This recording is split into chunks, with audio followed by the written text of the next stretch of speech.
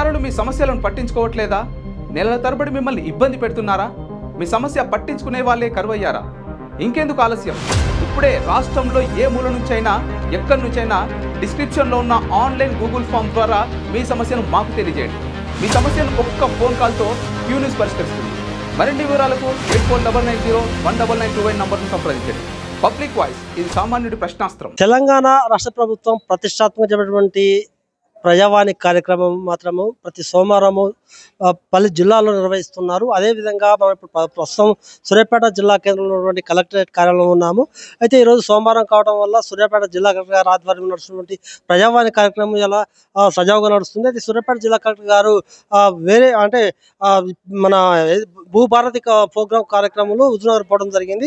అయితే అదనపు కలెక్టర్ రాంబాబు గారు అధ్యక్షతన మాత్రము ఈ సమావేశం నిర్వహిస్తున్నారు. ఇందులో ఎవరైతే బాధితులు ఉన్నారో త్వరితగతిన పరిష్కారం చేసేందుకే ప్రజావాణి కార్యక్రమం నిర్వహించడం జరిగింది.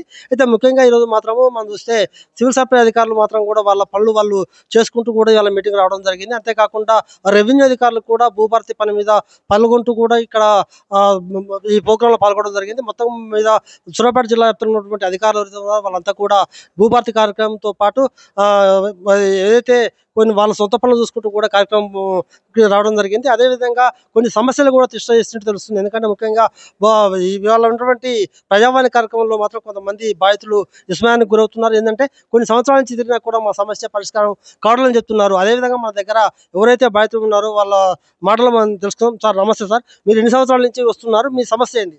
2009 నుంచి నాకు నా పేరు పొక్కుల వీర్రాఘవులు. మాది కోదాడ మండలం గుడిబండ గ్రామం. నాకు కోదాడ మండలంలో 9 ఎకరాల 12 గుంటల భూమి మా నాయన నాకు గిఫ్ట్ రిజిస్ట్రేషన్ చేసిన కాడి నుంచి నేను ఎంఆర్ఓ గారికి అప్లై చేసిన. ఎంఆర్ఓ గారికి అప్లై చేస్తే నాకు మ్యూటేషన్ చేసి పట్టా పుస్తకాలు ఇవ్వకుండా తొక్కిపట్టి నేను అబ్జెక్షన్ పిటిషన్లు ఇచ్చినా కూడా చింతా వెంకటరామ అనే పేరు మీద ప్రొసీడింగ్ తయారు చేసి దొంగ ప్రొసీడింగ్ తయారు చేసి B/1770/2018లో నాకు రిజిస్ట్రేషన్ అయిన 9 సంవత్సరాలకి వేరే వాళ్ళ దగ్గర లంచం తీసుకొని వాళ్ళ పేరు మీద ఎక్కించడం జరిగింది. అప్పటి నుంచి నేను కలెక్టర్ గారి దగ్గరికి తిరుగుతూనే ఉన్నా.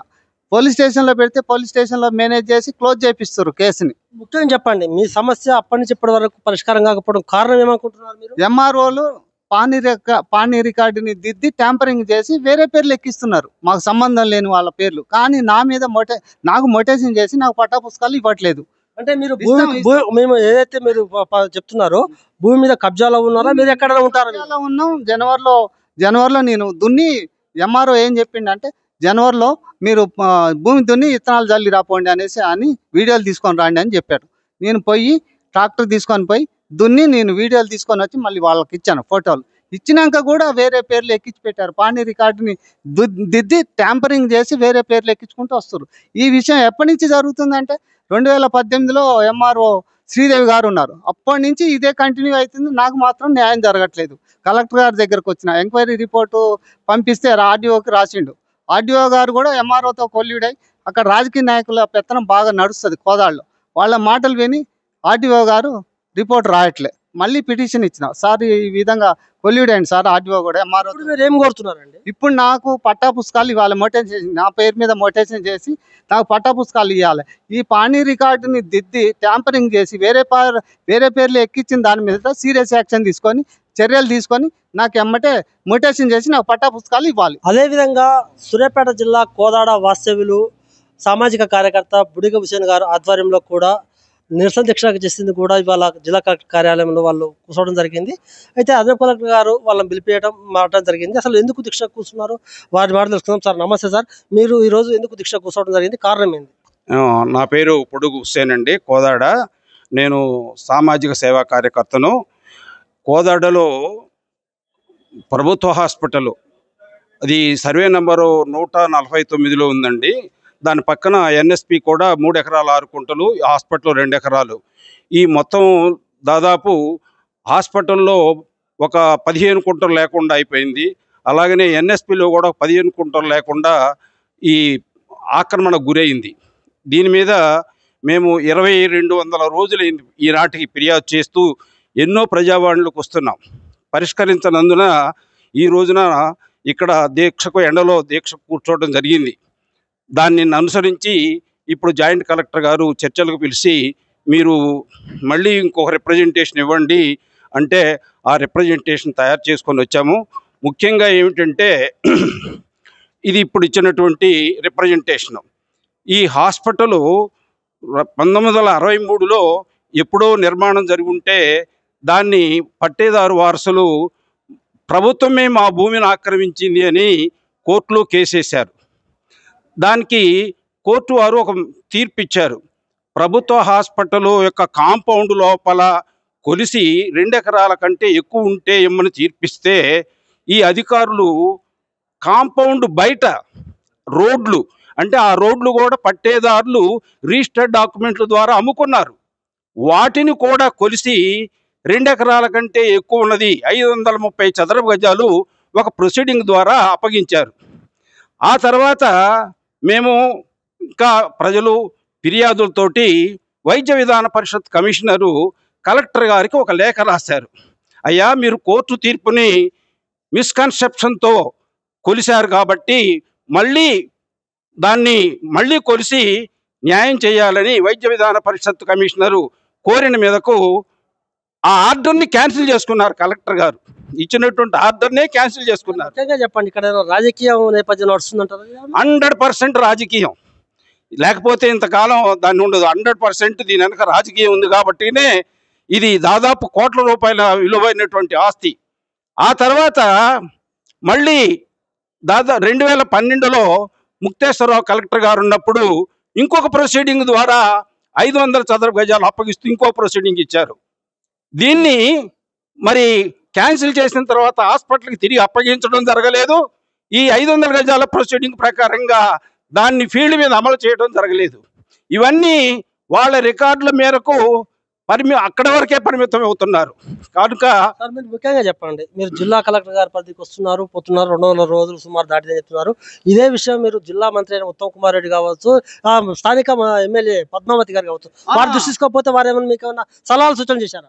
లేలే వారికి చాలాసార్లు మేము అభివృద్ధి కమిటీలో కూడా అమ్మ చూడమ్మ వచ్చి ఆ ఆక్రమించుకున్నటువంటి స్థలాన్ని చూడంటే ఏమాత్రం కూడా విముఖత చూపించారు. చాలాసార్లు కూడా వారికి చెప్పాం కనుక వారు దీన్ని ఏమాత్రం పట్టించుకోవడం లేదు అంటే అర్థం చేసుకోవాలని మాత్రమే నేను కోరుతున్నాను.